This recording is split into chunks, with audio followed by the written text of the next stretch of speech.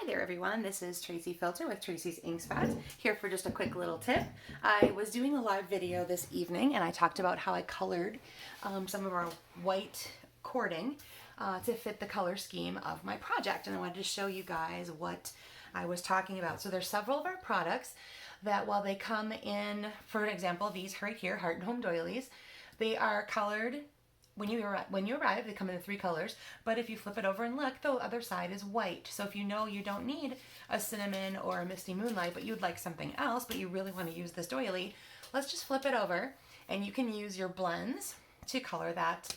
So I have a Granny Apple Green on here right now, and all you have to do is go over that with your blend. You could also go over this with your sponge dauber and a little bit of ink, but this is a really quick and easy way to do a little coloring. And of course, since they're blends, you can go back through and highlight some parts here. So for example, now my edges are going to be a little deeper green.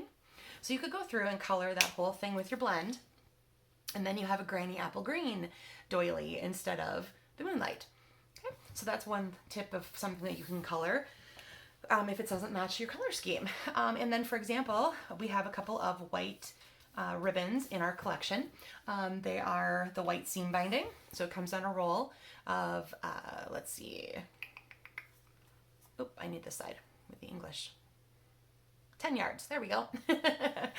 So it comes on a roll of 10 yards for only $7.50, so it's pretty, it'll last you a long time, and it's going to be really versatile for you because here again, if you see through the catalog, there's a project you're working on, and hey, you know what, I don't have any ribbon that's colored like that and I would really like to.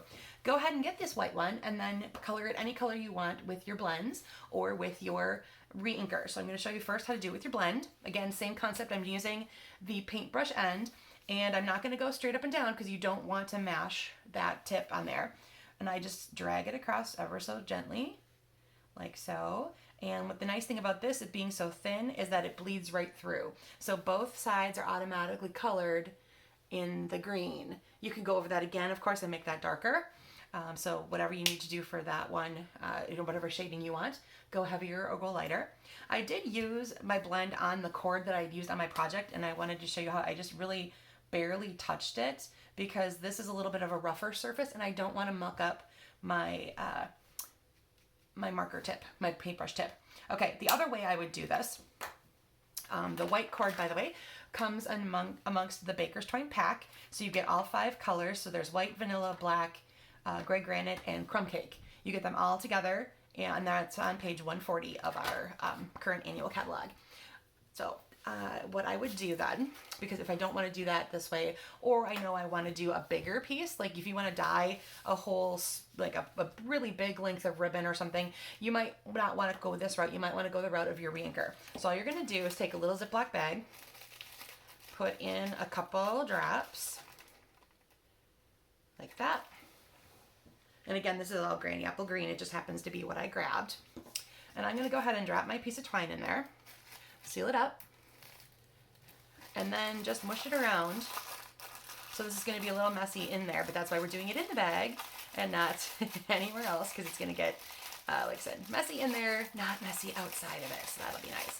And the longer you would or the more ink you use, the darker that's going to get, and all that kind of good stuff. So this is going to turn out much darker than if I had just put on my, using my blend.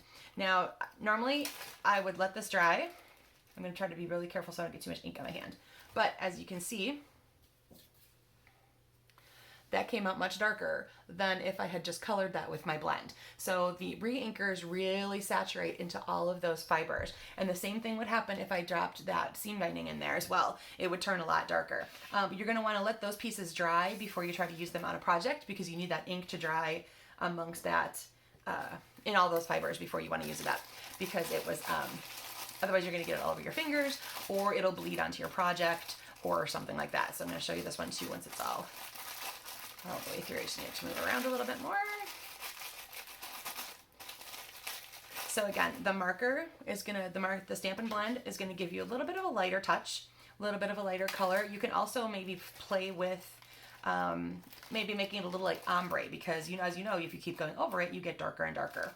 Okay, so again, having that go into the spot with the reinker made it much more saturated, and that's gonna be a really fun way to use some of our products for other purposes. So like I said, if you see something that maybe, you know what, I don't really need that color, but oh hey, there's a white side to that, let me change that up. Or you see you've got something white and you want it to match what you're working on, go ahead and use those reinkers or those blends and make them what you need them to be. All right, thank you for joining me for that really quick tip today.